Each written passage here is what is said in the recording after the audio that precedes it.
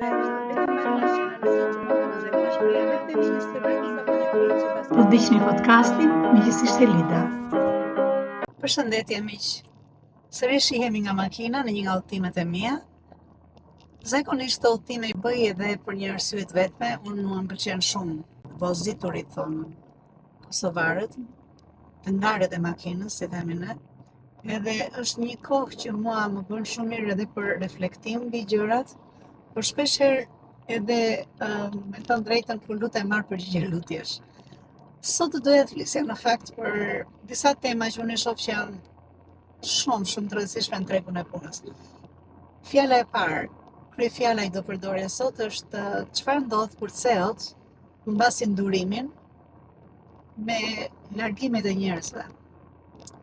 Dhe arsyeja pse them këtë është sepse në momentin që po punoj, kam mbi 6 muaj që këtë gjë unë e shikoj në gati 55% të personave që unë punoj është që humbasin durimin me personat që largohen dhe që zgjedhin të ikin nga Shqipëria.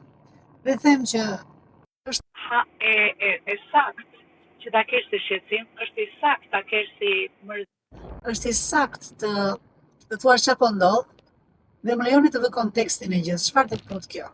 Pra, le të marrim realisht një CEO e cila ka parë që në punën e saj është shumë e përkushtuar, ka shumë vizion, por nuk e ka të hedhur në letër, ka shumë dëshirë të ecë përpara, por ngjelet në dëshirore, dhe ka njerëz me cilët punon prej vitesh, të cilët ajo mendon që nuk po japin maksimalen, ndërkohë që ajo mendon që ai jep në mënyrë të vazhdueshme maksimalen. Në këtë kontekst, ne kontaktohemi bashkë dhe bijmë dakord që të fillojmë një program në të cilin puna e parë, në 3 muajt e parë është të vëmë në letër pikërisht ato viziona të dëshirore që ka CEO. E dyta, të shikojmë, të bëjmë një skanim cili është stafi që ajo ka në punë, të cilët punojnë me të për të prej shumë vitesh, dhe me të cilët ajo në një farë mënyrë është, le të themi fjalën më të butë për të qenë të sjellshëm, është e zhgënjur me ta. Le të themi që këta janë 5-6 veta që në mënyrë të vazhdueshme vazhdojnë dhe i kërkojnë vëmendjen CEO-s, drejtoreshës, çdo ditë për gjithë gjërat që ato bëjnë. Pra, në 3 muajin e parë ne shikojmë cili është vizioni, e cila është gjendja reale. Këto bëhen nëpërmjet testimeve të ndryshme. Pasi ka mbaruar kjo, ne ulemi dhe punojmë me stafin. Unë në qasjen time gjithmonë jam që asnjë nga stafet që CEO-t kanë zgjedhur nuk janë të pavlerë. Pra, këta CEO me cilët unë punoj, jam jashtëzakonisht admiruese e atij instiktit që kanë të jashtëzakonshëm, një killer instinct të zgjedhin njerëzit e duhur.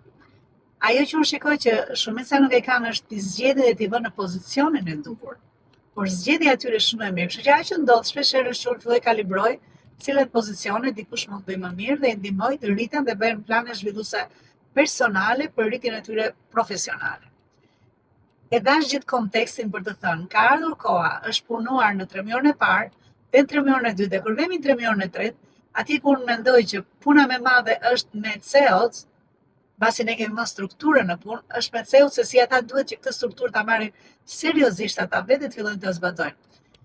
Çfarë ndodh është që në vendosjen e strukturës është njësoj si ti thuash dikujt që ka qenë në një open field që mund të vende të hante ku donte, të ulej të pushonte ku donte, të bënte nevojat personale ku të donte, dhe ti thuash që në këtë strukturën e re që kemi vënë ka një vend dhe ka një orar dhe ka një pozicion ku ti je përgjegjës për të dhënë llogari.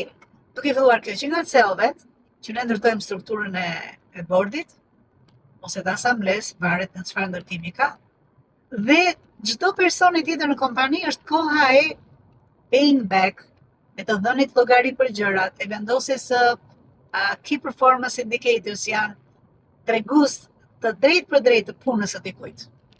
Çfarë ndodh është që sigurisht është ky momenti kur njerëzit reflektojnë dhe thonë një sekondë, nëse unë kam punuar 7 vjet në këtë kompani dhe unë kam dhënë rezultat në mendjen time, Dhe kam dhënë një rezultat, ndaj dhe më kanë mbajtur, ndaj dhe kam hecur, por të vinë këto strukturat e reja ta në një sekundë, se ne e kishim shumë mirë se që e kishim.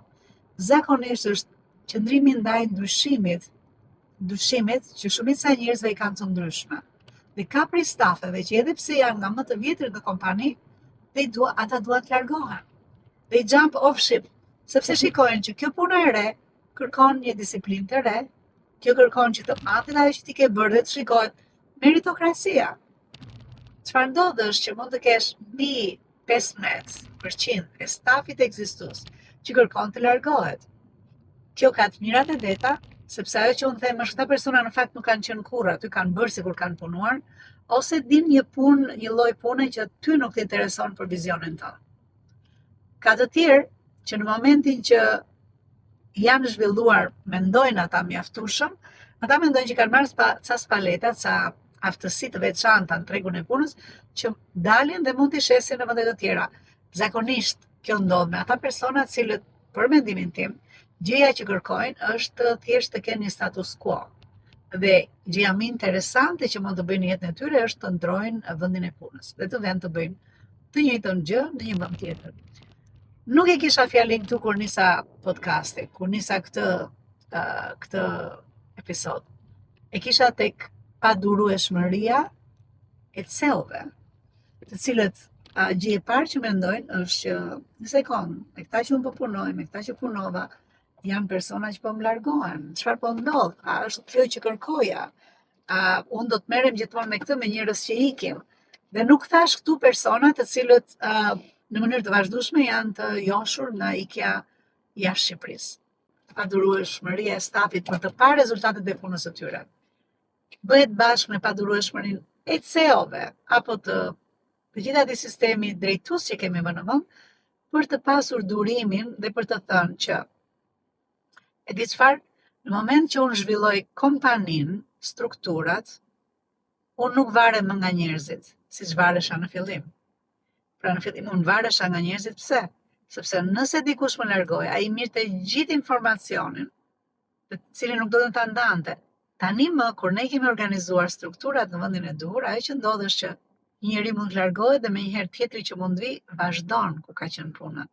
Dhe kjo është një nga gjërat më të mëdha që unë vazhdoj e them, cili është mësimi i kësaj që dua të them sot.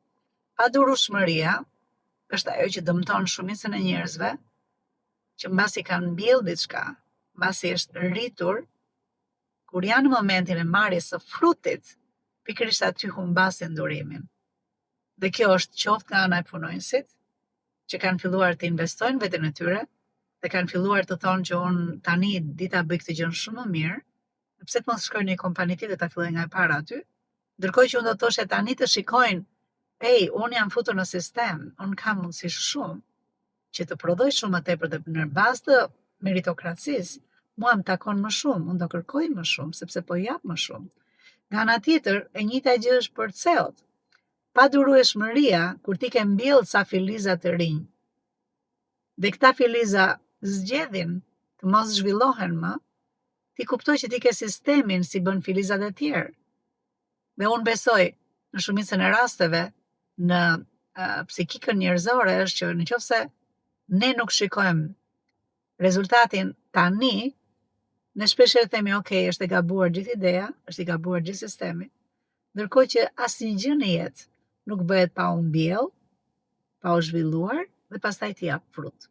Shpresoj që kjo të bjerë në veshin e dikujt që është duke u zhvilluar, qoftë si person brenda një programi, qoftë një kompani që po bën strukturën për herë të parë, që po kalon nga të punuarit si një startup, ku kushdo bën gjithçka, në të punuarit si një biznes, pa shumë shtresa burokracie. Uroj të bjerë në veshin e duhur, duke uruar gjithë bekimet e Perëndis. Miqësisht Elida. Nëse ke arritur deri në fund të videos, kjo do të thotë që ti je një ndjekës i rregullt dhe ke interes në gjërat që ne bëjmë. Nëse është ky rasti, ju lutem më kontaktoni. Ne mund të futemi shumë mirë në një nga programet e mia dhe të marrim të shikojmë çfarë është gjëja që të bën më shumë mirë ty në momentin që ti je në përgjithësimin e karrierës ku ti je, në ecjen që ti ke bërë. Dhe jam e bindur që ti mund t'i bashkohesh një armate të madhe njerëzish të suksesshëm me të cilët ne punojmë. prej të cilëve në mënyrë të vazhdueshme secili nga ne mëson, por jo vetëm kaq. Krijojmë një network, krijojmë një rrjetëzim që është i jashtëzakonshëm. Kur kanë të njëjtën ide që ndahet, që është të qenit, me mendje të hapur, të qenit i gatshëm të ndihmojnë njëri tjetrin dhe të qenit vazhdimisht në tregun e punës për të dhënë më të mirën tonë. Nëse është kjo që të ka sjell tek podcasti im, të lutem më shkruaj. Të lutem, është shumë e kollajt me gjesh, ndofta në Facebook, me Lida Motro, ndofta në Instagram, që është Emi Coaching and Consulting, e gjeni kollaj fare, ose dhe në YouTube. Mundësitë e lidhjes janë të jashtëzakonshme. Mundësitë nga të cilat ju do përfitoni nga kjo lidhje nuk ka të bëjnë me mua, ka të bëjnë me gjithë rrjetin e njerëzve me të cilët do të bashkëpunojmë. Uroj t'ju shoh nga brenda programeve të Emit të Së. Ju uroj gjithë bekimet e Perëndis. Miqësisht, Elida.